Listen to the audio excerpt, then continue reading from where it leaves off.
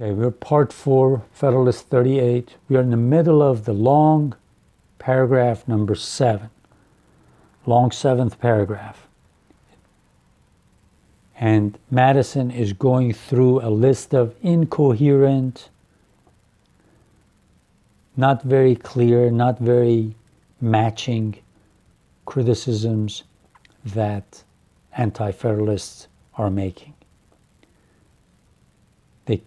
They all have different complaints, and they can't even come together and put a plan forward. So that's what he's talking about. Okay, I'll start reading. A patriot in the state that does not import or export discerns insuperable objections against the power of direct taxation. The patriotic adversary in a state of great exports and imports is not less dissatisfied that the whole burden of taxes may be thrown on consumption. This politician discovers in the Constitution a direct and irresistible tendency to monarchy that is equally sure it will end in aristocracy. Another is puzzled to say which of these shapes it will ultimately assume, but sees clearly it must be one or other of them, whilst the fourth is not wanting, who with no less confidence affirms that the Constitution is so far from having a bias towards either of these dangers that the weight on that side will not be sufficient to keep it upright and firm against the opposite propensities. With another class of adversaries to the Constitution, the language is that the legislative, executive, and judiciary departments are intermixed in such a manner as to contradict all the ideas of regular government and all the requisite precautions in favor of liberty. Whilst this objection circulates in vague and general expressions, there are but a few who lend their sanction to it. Let each one come forward with his particular explanation, and scarce any two are exactly agreed upon the subject. So see here it says, if you invite these people who are criticizing, invite them to come up with their plan, none of them can come up together and have a uniform plan, a consensus-making plan, a plan that some of them can agree on. So he says, that's who we are dealing with. These people are not very smart, and they are not thinking about long-term future of this country.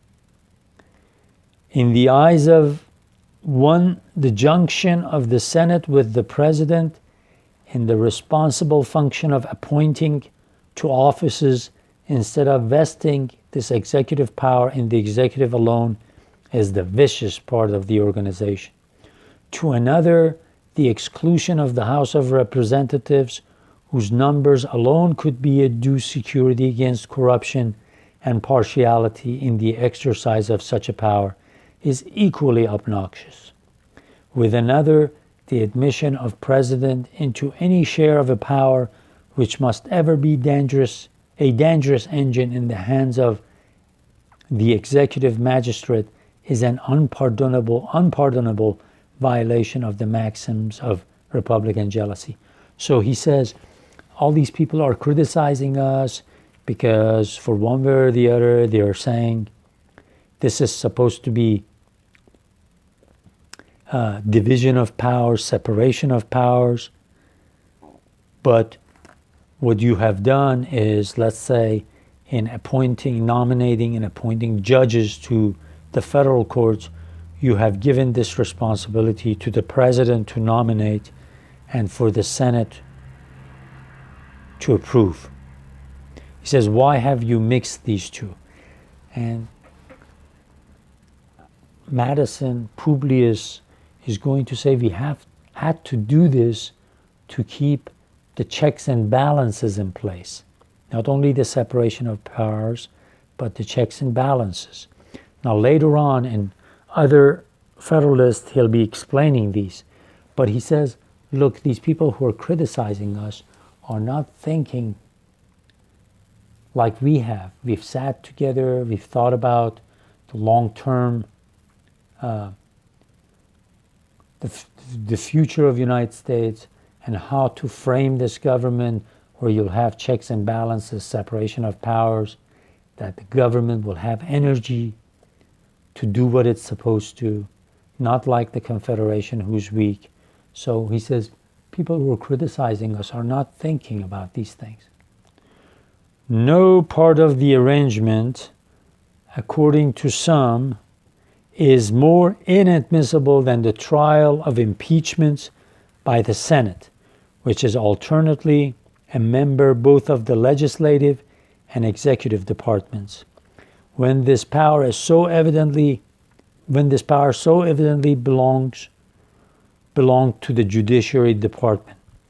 We concur fully, says one. Reply others, says some of the other ones, in the objection to this part of the plan, but we can never agree that a reference of impeachment to the judiciary authority would be an amendment of the error. Our principal dislike to the organization arises from the extensive powers already lodged in that department. Even among the zealous patrons of a council of state, the most irreconcilable variance is discovered concerning the mode in which it ought to be constituted. The demand of one gentleman is that the council should consist of a small number to be appointed by the most numerous branch of the legislature.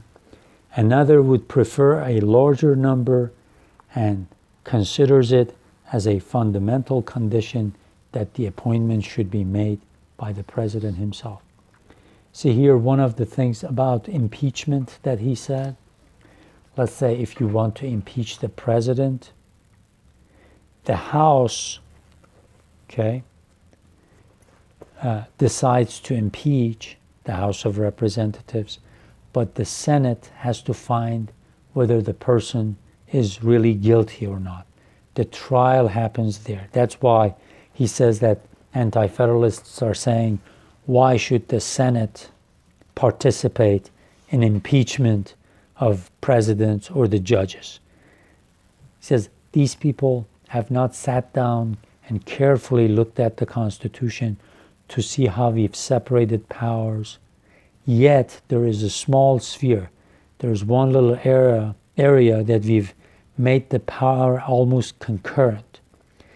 Or they have to actually not necessarily concurrent, but actually the two branches have to work together to appoint members of another branch or to stop the other branch from running over them. So he says, we've talked about all these things. He says these 55 men that went to Philadelphia from 12 different states. Remember, when I say 12 different states, Rhode Island did not send any delegates to the Constitutional Convention the whole time the convention was sitting. So they sent delegates from 12 varying different states with varying interests, and they came up with this Constitution.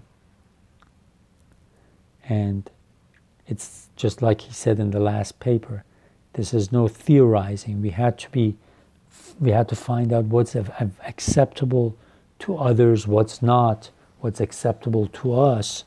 So that's why this work is so important, he says.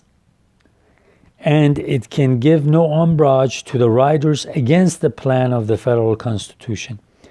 Let us suppose that they are the most zealous, so they are also the most sagacious of those who think the late convention were unequal to the task assigned them, and that a wiser and better plan might and ought to be substituted. Let us further suppose that their country should concur, both in this favorable opinion of their merits and in their unfavorable opinion of the convention, and should accordingly proceed to form them into a second convention, with full powers, and for the express purpose of revising and remolding the work of the first. Were the experiment to be seriously made, though it requires some effort to review it seriously, even in fiction, I leave it to be decided by the sample of opinions just exhibited, whether with all their enmity to their predecessors, they would in any one point depart so widely from their example as in the discord and ferment that would mark their own deliberations, and whether the Constitution now before the public would not stand as fair a chance for immortality as Lycurgus gave to that of Sparta by making its charge to depend on his own return from exile and death. If it were to be immediately adopted and were to continue in force, not until a better, but until another should be agreed upon by this new assembly of lawgivers. So he says, even assume that we had a second convention. Do you think with all these demands by these different people, you would ever have a constitution? Do you think they would ever agree on one thing? So it's crazy.